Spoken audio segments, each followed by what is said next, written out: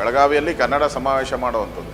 ಅಲ್ಲಿ ಸುಮಾರು 50,000ಕ್ಕೂ ಹೆಚ್ಚು ಜನ ಕನ್ನಡಿಗರನ್ನು ಸೇರಿಸಿ ಒಂದು ಸಭೆ ಮಾಡ್ತಾ ಇದ್ದಾರೆ ಅಂತಂದರೆ ಇವತ್ತು ನಾವೆಲ್ಲ ಭಾಳ ಹೋರಾಟಗಳನ್ನು ನಾವು ಬೆಳಗಾವಿ ಬಗ್ಗೆ ನಾವು ಮಾಡ್ತೀರಿ. ಗಡಿ ನಾಡು ಅದು ಕರ್ನಾಟಕದ ಅವಿಭಾಜ್ಯ ಅಂಗ ಅಂತೇಳಿ ನಾವು ಹೇಳ್ತಾನೆ ಇರ್ತೀರಿ. ಆದರೆ ಅಲ್ಲಿ ಒಂದು ಸಮಾವೇಶ ಮಾಡೋದೇ ದೊಡ್ಡ ಸಾಧನೆ.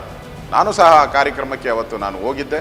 ಆ ಜನಸಾಗರವನ್ನು ನೋಡಿ ನನಗೆ ಸಂತೋಷ ಆಯಿತು. 2005ರಲ್ಲಿ ಮರಾಠಿಗರು ಎಲ್ಲರೂ ಸೇರಿಕೊಂಡು ನಾರಾಯಣಗೌಡ್ರೆ ನೀವು ಬೆಳಗಾವಿಗೆ ಬನ್ನಿ, ಬೆಳಗಾವಿಗೆ ಬಂದರೆ ಬೆಂಗಳೂರಿಗೆ ವಾಪಸ್ ಹೋಗೋದಿಲ್ಲ ಅಂತೇಳಿ ಒಂದು ಸವಾಲನ್ನು ಆಗಿನ ಶಾಸಕನಾದಂಥ ಮನೋಹರ್ ಕಿನೇಕರ್ ಹಾಕಿದ್ದ.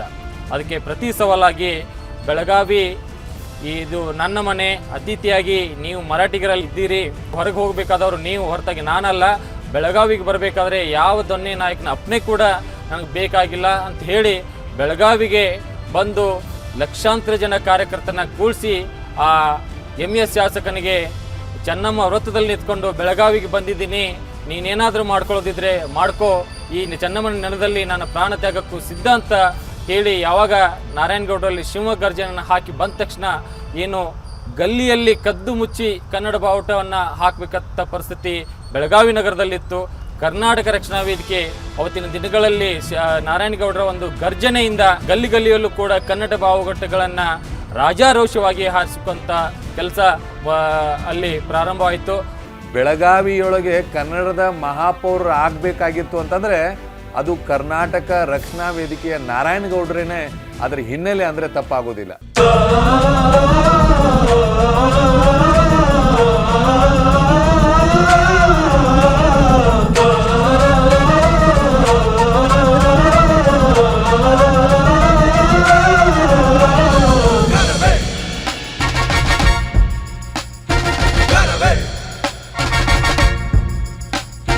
ಮೊರೆ ಮೊರೆಯಿತು ನಿಮ್ಮ ಘೋಷಣೆ ಕನ್ನಡವೇ ಧರ್ಮ, ದ್ರೋಹಿಗಳೆದೆ ಪುಡಿಗಟ್ಟಿದ ನಿಮ್ಮಯ ಮಹಾಮರ್ಮ.